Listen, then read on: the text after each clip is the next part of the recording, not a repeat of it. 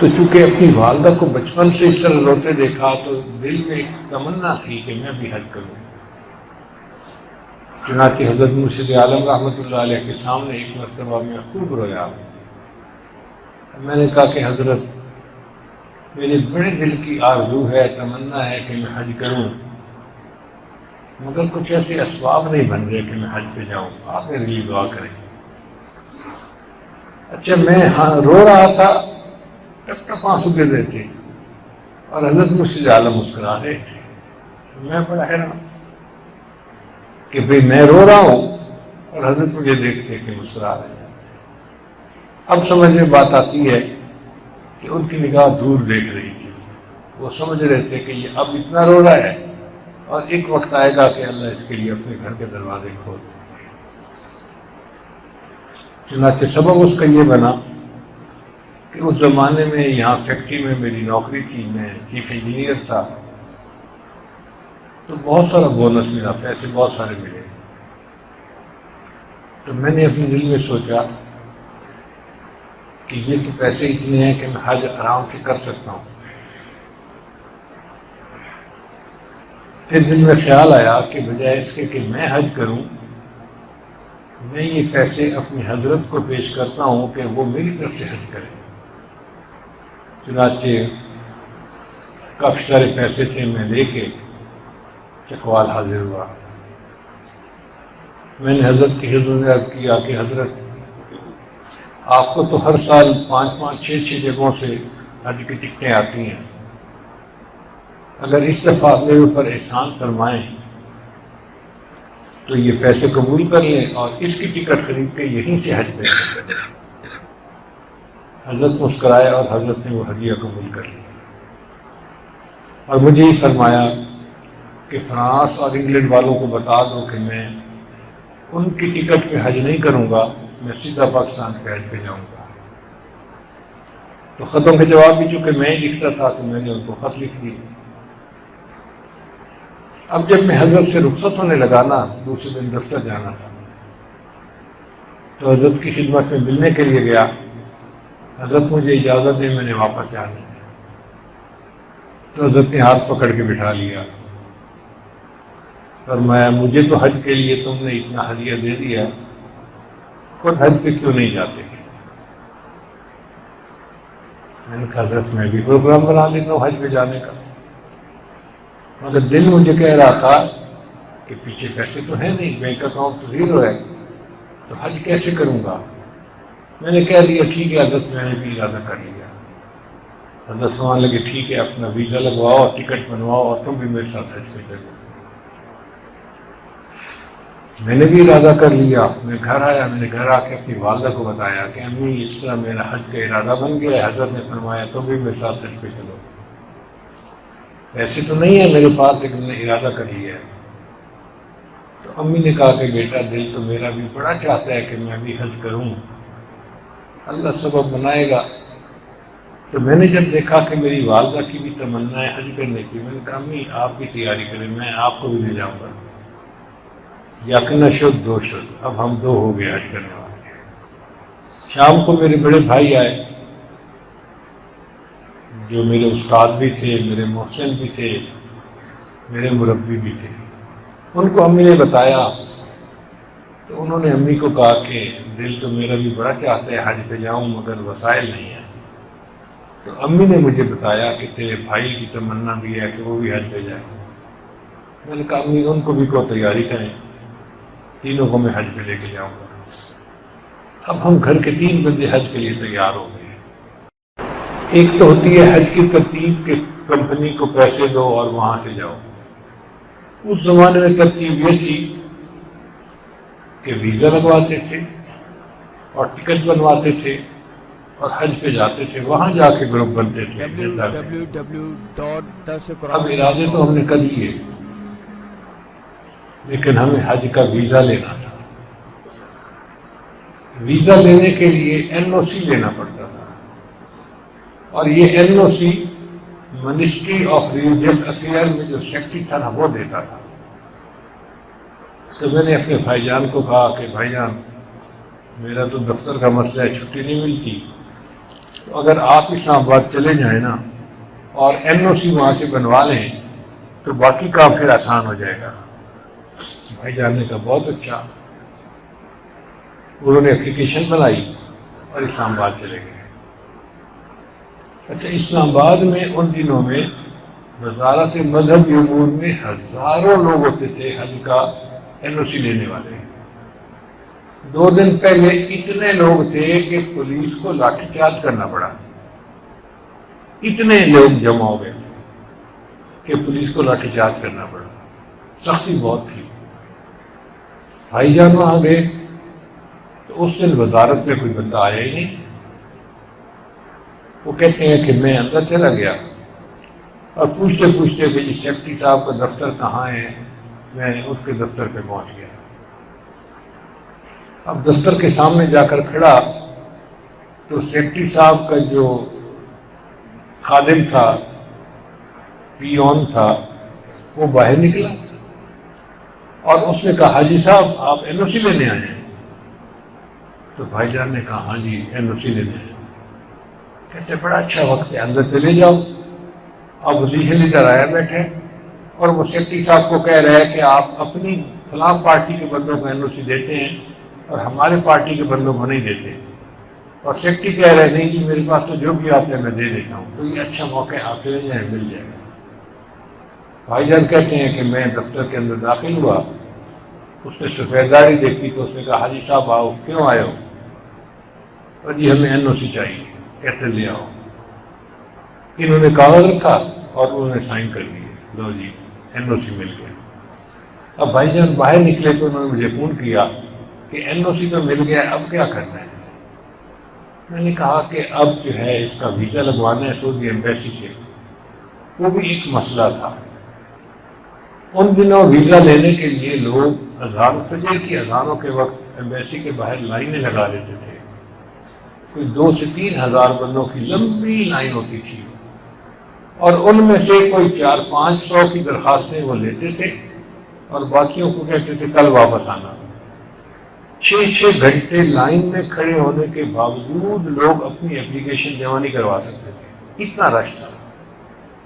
اب ان دنوں میں ویزا لینا تو ایک مشکل کام تھا۔ بھائی جان واپس آ گئے تو میں نے اپنے پاسپورٹ لیے اور یہاں سے چل پڑا چھٹی لے کے، ویزا لیتے ہیں۔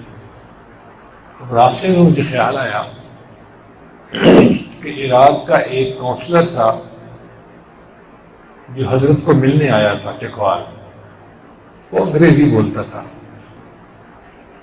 کوئی اور انگریزی بولنے والا وہاں تھا نہیں، تو حضرت نے میرے ذمہ لگا دیا کہ کونسلر کے ساتھ ذرا بیٹھ کے بات چیت کرو، اس کا دل لگا رہے۔ تو میں کھانے میں بھی شریک، بات چیت میں بھی شریک، تو کونسلر کا میرے ساتھ ایک تعلق بن گیا، تعارف ہو گیا۔ جب وہ جانے لگا نا تو مجھے کہتا ہے کہ آپ کبھی اسلام آباد نہیں آئے؟ میں نے کہا کبھی ضرورت ہوتی ہے تو آتا ہوں۔ کہتے ہیں کوئی بھی اسلام آباد کا کام ہو نا تو یہ میرا کارڈ لے لو، مجھے آ کے بتا دینا، میں آپ کو اسلام آباد کا کام کروا دوں گا۔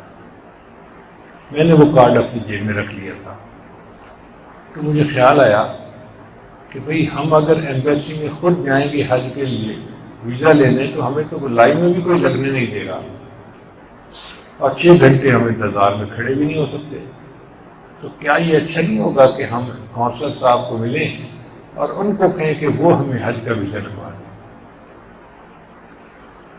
میرے ایک ساتھی تھے، وہ گاڑی چلا رہے تھے، ہم اسلام آباد پہنچے۔ یہ وہ دن تھا جس دن وہاں پر ایک اسلحہ خانہ تھا جس میں بلاسٹنگ ہوئی تھی اور میزائل اور راکٹ چلے تھے۔ ہمیں نہیں پتا تھا، بس ہم تو اسلام آباد میں جا رہے ہیں، تو ہم دیکھ رہے ہیں کہ ادھر ایک راکٹ زمین کے اندر لگا ہوا ہے، ایک ادھر لگا ہوا ہے، ایک پڑا ہوا ہے۔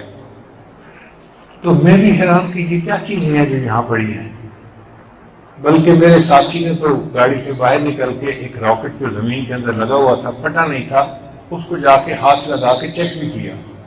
ہم بدھو ہمیں کیا پتا کہ یہ بارود والی چیز ہے۔ بعد میں ہمیں کسی نے بتایا کہ جی اوجری کیمپ کے اندر دھماکہ ہوا ہے اور یہ راکٹ چلے ہیں اور پورے اسلام آباد پنڈی کے اندر یہ آ کے گرے ہیں۔ تو خیر ہمیں اندازہ ہو گیا، ہم عراق ایمبیسی میں پہنچے ہیں۔ گیٹ کے اوپر ایک گیٹ کیپر کھڑا تھا، اس نے پوچھا جی کیسے آئے؟ ہم نے کہا بھائی یہ کارڈ ہے، کونسلر ہیں یہاں، ہم ان سے ملنے کے لیے آئے، وہ ہمارے دوست ہیں۔ اس نے ہم سے موبائل وغیرہ لے لیا اور ہمیں اندر جانے دیا۔ جب ہم اندر گئے تو کسی نے پوچھا بھائی کیوں آئے؟ ہم نے کہا جی ان سے ملنا۔ ان کا فلاں کمرے میں چلے جاؤ، اس کی سیکرٹری بیٹھی ہوگی تو اس کو بتاؤ، وہ ملاقات کروائے گی۔ ہم وہاں چلے گئے تو ایک عراقی لڑکی اس کی سیکرٹری تھی، وہ بیٹھی ہوئی تھی۔ اس نے مجھے دیکھا تو پوچھا آپ کیوں آئے؟ میں نے کہا جی یہ میرے دوست ہیں اور میں ان سے ملاقات کے لیے آیا ہوں۔ وہ کہنے لگی جی کہ ان کی تو کل ٹرانسفر ہو گئی ہے، تبدیلی ہو گئی ہے اور یہاں سے چلے گئے ہیں، اور میں ہی ان کی سیکرٹری ہوں، لیکن چونکہ وہ آپ کے دوست تھے تو آپ ٹھہرے، میں آپ کی بات سنتی ہوں، آپ مجھے 5 منٹ دیں اور آپ فلاں کمرے میں انتظار کریں۔ وہ قریب ایک کمرہ تھا جو لائبریری تھی، دن کے 10-11 بجے کا وقت تھا۔ میں وہ لائبریری میں چلا گیا۔ اب مجھے ذہن میں خیال آیا کہ میں یہاں تو اپلیکیشن دے رہا ہوں حج کے لیے، اللہ کے حضور کی اپلیکیشن دوں نا، تو کیوں نہ میں چاشت کے نفل یہی پڑھ لوں۔ وضو تھا، میں نے اپنا رومال بچھایا، اللہ نے مصلی ساتھ دیا ہوتا ہے میں، اور میں نے وہاں پہ 2 رکعت پڑھنے شروع کر دی۔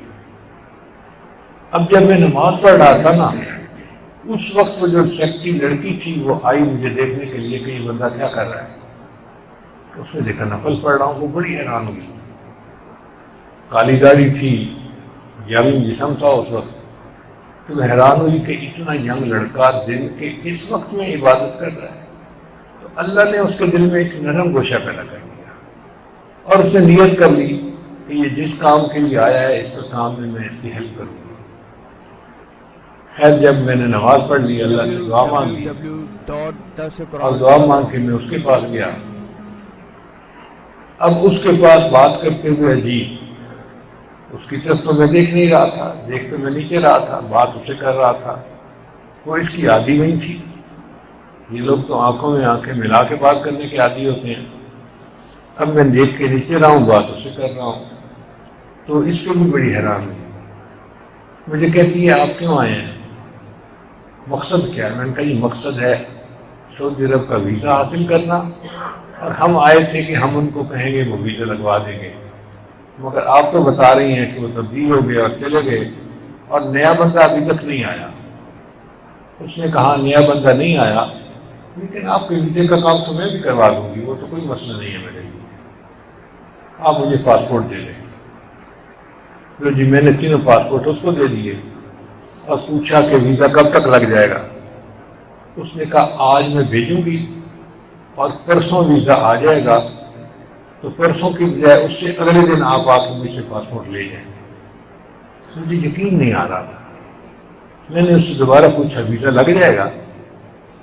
اس نے کہا کہ ہم ایمبیسی کی ڈاک بھیجتے ہیں نا، تو یہ کوئی عام حاجی کی ڈاک نہیں ہوتی، یہ ایمبیسی کی ڈاک ہوتی ہے، یہ پاسپورٹ جائیں گے اور پکا ویزا لگے گا اور پرسوں آ جائے گا، آپ اس سے اگلے دن آ کے مجھ سے ویزا لے جائیں۔ خیر مجھے تسلی ہو گئی کہ انشاءاللہ اللہ تعالیٰ ویزے کا انتظام کر دیں گے۔ ہم لوگ پھر واپس آ گئے۔ اب میں واپس آیا تو مجھے فکر لگی کہ ویزا تو لگ جائے گا، ٹکٹ بھی بنوانی ہے اور آگے حج کا بھی خرچہ ہے، اور میرے پاس تو پیسے نہیں تھے۔ میرے پاس تو جتنے پیسے تھے میں نے سارے کے سارے حضرت کی خدمت میں پیش کر دیے تھے۔ اب میں سوچ میں پڑ گیا کہ کیا کروں۔ تو میرے ایک دوست تھے انجینئر تھے، ان کا نام تھا شمشیر صاحب، وہ جدہ میں چیف انجینئر تھے۔ میں نے ان کو فون ملایا اور میں نے کہا کہ شمشیر صاحب میں حج کا ویزا لگوا رہا ہوں، لیکن میرے پاس اس وقت خرچہ نہیں ہے، تو جدہ تو میں پہنچ جاؤں گا، آگے کا جتنا خرچہ ہوگا وہ آپ کر دینا، پھر جب مجھے پیسے ملیں گے تنخواہ کے تو میں آپ کو واپس کر دوں گا۔ اس نے کہا فکر نہ کرے، آپ آئیں صحیح، مجھے ڈیٹیل بتا دیں کہ آپ نے کس دن آنا ہے، میں ایئرپورٹ پہ آؤں گا اور آپ کی فیسیں وغیرہ ساری جمع کروا کے آپ کو باہر نکالوں گا۔ تو مجھے تھوڑا اور اطمینان ہو گیا کہ چلو ایک بندہ ہے جو خرچہ کرے گا اور پھر میں اس کو قرضہ واپس لوٹا دوں گا۔ اب دلی طور پہ میں بہت مطمئن تھا کہ اللہ نے انتظامات کر دیے اور میں حضرت کے ساتھ حج پہ جا رہا ہوں۔ اللہ کی شان دیکھیں کہ اس سے اگلے دن میں دفتر میں گیا تو دفتر میں پتہ چلا کہ کارخانے والوں نے بونس دیے ہیں۔ بونس کا مطلب تنخواہ انعام کے طور پہ دی جاتی ہے، اور اس سال انہوں نے 12 بونس دیے، یعنی 12 تنخواہیں اکٹھی دے دی۔ آپ یوں سمجھیں کہ پورے سال کی تنخواہیں اکٹھی مل گئی تنخواہ کے علاوہ، وہ تو کافی سارے پیسے بن جاتے تھے۔ اب میں نے وہ پیسے نکلوائے تو میری ایک جیب میں نہیں آتے تھے، میں نے کچھ ایک جیب میں ڈالے، کچھ دوسری جیب میں ڈالے، اور میں گھر آیا اور میں نے آ کے امی مبارک کو اللہ نے انتظام کر دیا۔ امی نے دعا دی اور ہم اطمینان کے ساتھ وہاں سے اسلام آباد چل پڑے۔ لیکن میرے دل میں ایک پریشانی تھی کہ ہم نے ویزا تو لگوا لیا اور خرچے کا انتظام بھی ہو گیا، ٹکٹ تو نہیں بنوائی، اور فلائٹیں ساری فل بک تھی۔ خیر ہمارے ایک ساتھی تھے، ان کے ماموں کا گھر تھا اسلام آباد میں، ہم رات کو وہاں ٹھہرے، کھانا کھایا تو ان کے ماموں نے مجھ سے بات چیت کی۔ اس نے کہا جی کہ آپ کا حج کا پروگرام ہے۔ میں نے کہا حج کا پروگرام تو ہے لیکن ٹکٹ آج کل نہیں مل رہی، فلائٹیں بک ہیں، تو ہمارے لیے ٹکٹ بنوانا ایک مسئلہ ہے۔ اچھا وہ ماموں جو تھا نا، وہ ٹیلی فون ڈپارٹمنٹ میں جنرل مینیجر تھا، یہ پی ٹی سی ایل جس کو کہتے ہیں نا، پاکستان ٹیلی فون جو ہوتی ہے اس کا، وہ جنرل مینیجر تھا۔ وہ کھانا کھاتے ہوئے اس نے میری بات سنی، کہتا ہے ٹکٹ تو آپ کو میں بنوا دوں گا۔ میں نے کہا میرے ساتھی تو بتا رہے تھے کہ آج آخری فلائٹ چلی گئی۔ اس نے کہا اچھا بات کرتے ہیں۔ لو جی اگلے دن اس نے ٹکٹ کے لیے بات کی، ہر بندے نے کہا جی کہ آخری فلائٹ بھی چلی گئی ہے، اب تو کوئی فلائٹ ہی نہیں پیچھے۔ اس نے ایئرپورٹ پہ فون کیا تو ایئرپورٹ پہ ایک ٹیلی فون ڈپارٹمنٹ والوں کا کمرہ ہوتا ہے، وہ رہتے ہی وہیں ہے ڈیوٹی پہ، تاکہ اگر ایئرپورٹ کا کوئی فون خراب ہو تو اس کو فوراً ٹھیک کر دیا جائے۔ وہاں ایک سپروائزر تھا، جی ایم نے اس کو فون کیا اور اس کو کہا کہ بھئی جو یہاں کا انچارج ہے نا ایئرپورٹ کا، اس کے پاس جاؤ اور کہو کہ مجھے 3 ٹکٹیں بنوانی ہے، بنا کے دو۔ تو مینیجر نے کہا جی کہ ہمارے پاس تو کوئی فلائٹ ہی نہیں، چلی گئی، اب تو بن ہی نہیں سکتی۔ تو اس نے کہا اچھا اگر وہ کہتے ہیں نا کہ ٹکٹ کوئی نہیں تو ان کے سارے ٹیلی فون لائنیں خراب کر دو، اور یہ تو میں کہیں گے جی کہ ٹیلی فون لائنیں خراب ہیں تو آپ کہنا جی جی ایم سے بات کریں۔ یہ بیوروکریٹ بھی عجیب لوگ ہوتے ہیں۔ چنانچہ وہ سپروائزر تھوڑی دیر میں گیا، اس نے جا کے تاریں کھول دی، کچھ آگے پیچھے کر دیا۔ اب ایئرپورٹ پہ تو شور مچ گیا جی کہ سارے فون خراب ہو گئے۔ اس زمانے میں سیل فون نہیں ہوتے تھے، صرف لائن کے فون ہوتے تھے۔ اب ایئرپورٹ کی ساری لائنوں کا بند ہو جانا تو ایک بڑا مسئلہ تھا۔ تھوڑی دیر بعد مینیجر کا فون آیا جی ایم کو کہ سر ہماری ساری لائنیں خراب ہو گئی ہیں اور نظام درہم برہم ہو گیا ہے، تو آپ ہماری لائنیں ٹھیک کروا دیں۔ جی ایم صاحب نے کہا مجھے 3 ٹکٹیں چاہیے، مجھے 3 ٹکٹیں بنا دیں، آپ کی 3 لائنیں ٹھیک کروا دوں گا۔ اس نے کہا جی کہ ٹکٹیں تو نہیں مل سکتی۔ اس نے کہا پھر لائنیں بھی ٹھیک نہیں ہو سکتی۔ یہ میرے سامنے گفتگو ہو رہی تھی فون پہ.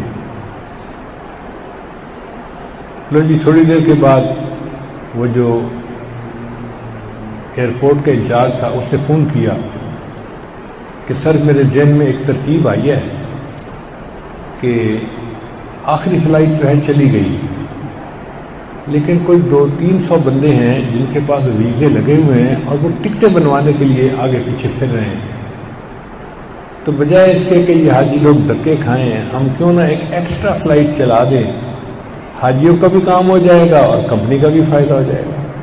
تو میں پرائم منسٹر کے پاس جا رہا ہوں ایکسٹرا فلائٹ کی اجازت لینے کے لیے. لو جی شاید ضیاء الحق کا دور تھا، لگتا ایسے ہی ہے. تو وہ گیا اور اس نے جا کے ضیاء الحق کو بتایا کہ فلائٹیں تو چلی گئی لیکن 200-300 حاجی ہیں جن کے پاس ویزے لگے ہوئے ہیں، ٹکٹیں نہیں ان کے پاس بنی ہوئی اور وہ ٹکٹوں کے لیے ادھر ادھر بیچارے پھرتے رہے ہیں. تو اگر آپ ایک ایکسٹرا فلائٹ کی اجازت دے دیں تو ان کو سیٹیں مل جائیں گی اور ہمارا نفع ہو جائے گا.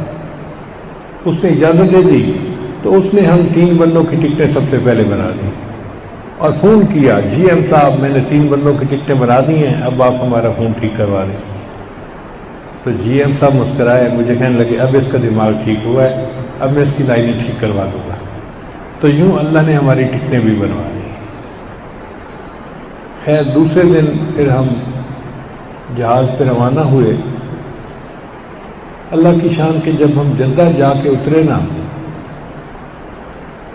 تو جہاں حاجی جاتے تھے وہاں آگے جنگلہ لگا ہوا تھا اور جنگلے کے باہر مقامی لوگ کھڑے ہوتے تھے.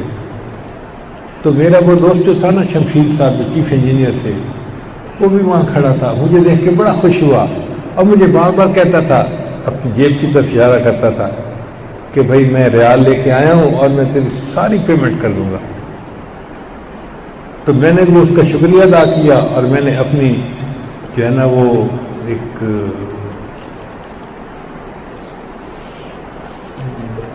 پرسہ تھا جو یہاں احرام کی حالت میں باندھتے ہیں، میں نے اس کی طرف اشارہ کیا کہ بھائی میرے پاس پیسے ہیں میں پیمنٹ کر دوں گا. اس طرح ہم نے حج کی وہاں پر پوری پیمنٹ کی اور اللہ نے ہمیں حج کے لیے قبول کر لیا. پھر حرم میں جا کے حضرت سے ملاقات ہوئی تو حضرت نے پھر سمجھایا کہ طواف کیسے کرتے ہیں، صحیح کیسے کرتے ہیں، فلاں کیسے کرتے ہیں، یہ سارا کچھ. الحمدللہ یہ زندگی کا پہلا حج تھا اور میں سمجھتا ہوں اس میں جہاں والدہ کی دعائیں شامل تھیں وہاں میرے شیخ کی بھی دعائیں شامل تھیں اور یہ شیخ کی دعائیں تھیں جس نے میرے لیے کام آسان کر دیا. پھر حضرت کی میت میں مدینہ طیبہ جانا ہوا اور حضرت نے مدینہ طیبہ میں روضہ انور پہ خود ساتھ لے کر گئے اور پیش فرمایا. الحمدللہ ثم الحمدللہ. اللہ تعالیٰ کی یہ رحمت ہے کہ اپنے اکابر کی دعاؤں کے صدقے اللہ تعالیٰ یہ توفیق عطا فرما دیتے ہیں. اس میں میرا اپنا عمل کوئی نہیں ہے. 100% پکی بات ہے، یا شیخ کی دعائیں ہیں یا ماں کی دعائیں ہیں. کسی کی دعا لگی جو اللہ آسانی فرماتا ہے